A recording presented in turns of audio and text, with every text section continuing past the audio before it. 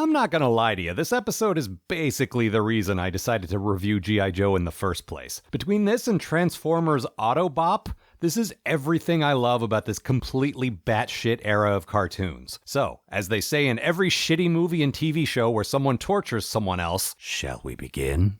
After a particularly costly battle with G.I. Joe, Cobra finds itself broke. Like, literally bankrupt. Who knew buying 30 different snakehead castles across the globe and disrupting the world's airwaves every other week actually cost money? Oh, turns out the Crimson Twins knew that. What do you mean I'm broke? Joe Team's highly successful raid has wiped out your assets. Consequently, your creditors are demanding payment On all outstanding debts. I will not tolerate this. I control the largest criminal organization in the world. That was true until today. When all of your men applied for unemployment benefits. How can I even make jokes about this? This is amazing. So, bottom line, Cobra Commander has 48 hours to come up with $200 million. Surely there's some evil scheme in the pipeline that can make that happen. Alchemy machine to turn Destro's Silverhead to gold? Selling the Dreadnoks for medical experiments? Take the moon hostage? These all seem like relatively reasonable ideas compared to what he actually ends up doing. But I get ahead of myself. First, we follow the Joes as they raid a Cobra facility, which has apparently been put up for sale. I'd have put Tomax and Zaymot in red blazers for this walkthrough sequence, but I guess we can't have everything. Meanwhile, Cobra Commander and, I want to say, Firefly? It's hard to tell because they're in subtle costumes. Anyway, they're down at the docks conducting some no doubt reputable business, and they enter a place called Stinky's Billiard Emporium. In the back room thereof, there's this little dude who says things like this. Glad to see that you are punctuation. That's punctual. Now let's get on with it. It's not the sharpest joke they've ever done, but it does create a situation where Cobra Commander has to be the straight man, which is pretty hilarious in itself to me. Turns out this guy is your actual mob loan shark type. Cobra Commander has literally borrowed $1 million from the mob at 400% interest. But that's nowhere close to what he owes Extensive Enterprises, you may be saying. How the hell is he going to turn $1 million into $200 million? Just give it a second. I'm getting to that. There's a brief scuffle during which the mobster tries to unmask Cobra Commander, and that goes about as well as you might expect. Honestly, if he just charged $5 a pop for looky-loos, he could have that cash back after 40 million customers. But that's not the plan. The plan is way better than that, trust me. Here is the plan.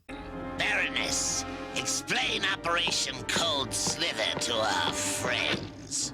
Destro has designed the program that creates rock and roll music and inserts subliminal messages which will lull people into a trance and make them totally subject to our will. That's right, friends. Zartan and the Dreadnoks are now rock stars. We're Cold Slither, you'll be joining us soon. Destro drops his subliminal messages into the thing, and nobody even mentions the ones right in the lyrics.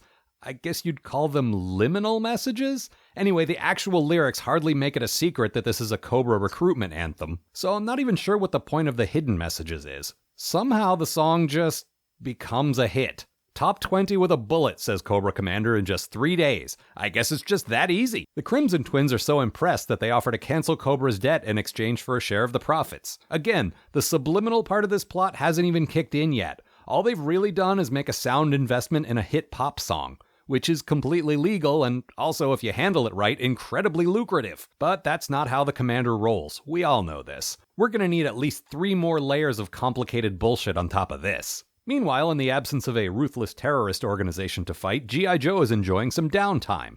There are some slapstick hijinks, which frankly seem like overkill in an episode about an evil rock song. And while said song plays, Shipwreck expresses his colossal boredom. Ever since Cobra disbanded, we haven't had anything to do except keep the dust off the tanks. Hell, we can barely even remember our lines anymore. Cheer up, sailor, you and your fellow Joes are about to become part of Cobra's Hypno Army.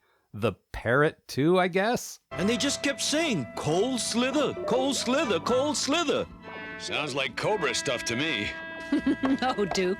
Cold Slither is a rock band. Yeah, Duke, don't be ridiculous. Just because they literally say the words Cobra is strong and we shall rule, and that band looks exactly like Zartan and the Dreadnoks wearing bad wigs, doesn't mean that has anything to do with Cobra. Do you realize how ridiculous you sound right now? Meanwhile, at the Cold Slither concert, the Hypnotized Joes and the rest of the crowd rock out to the band's only apparent song. Maybe they mix things up with some covers, too? I'd pay good money to hear their versions of the hits of the day. I mean, they wouldn't even have to change any of the words to Everybody Wants to Rule the World. And imagine the hilarity if they brought Cobra Commander on stage for a duet of Sue Studio. Also, I have no idea who Sergeant Pot Smoke 420 here is, but he's really living up to those leaves in his helmet in this one. Duke sends some MPs to arrest the AWOL Joes, but they fall under the thrall of Cold Slither. Then the bad guys switch the mind control machine over to manual, and the Baroness starts issuing explicit instructions. And look, I've said this many times before, but I'd pretty much do anything that woman commanded me to do, Hypno Ray or no. Just saying.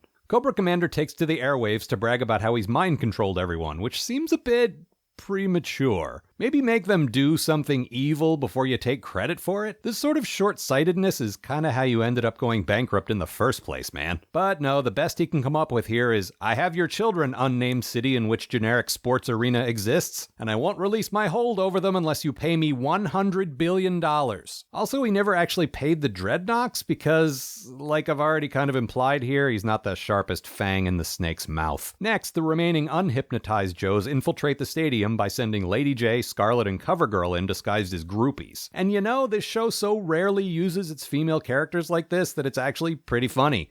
Especially since the scene ends with Lady J threatening the Dreadnoks with a flamethrower. But how did they manage to avoid the influence of the mind control music? Why, earplugs, naturally. Which, in fairness, is something that Cobra Commander could never have anticipated anyone doing. The Joe ladies saved the day and actually used the subliminal messages to fuck with the crowd a little before turning it off, which seems just a tad unethical. Then the Joes throw together a band in about 8 seconds and play a completely original, unrehearsed song just off the cuff, somehow. Hey, you can't possibly expect things to start making sense now, can you? Fun fact, I actually interviewed the writer of this episode, Michael Charles Hill, some years ago. We discussed this episode as well as his other contributions to Transformers, Gem, and G.I. Joe. Turns out he was the guy who wrote those Knowing is Half the Battle PSAs. That interview was episode 22 of my More Bits podcast, which you can find on iTunes and at more-bits.com.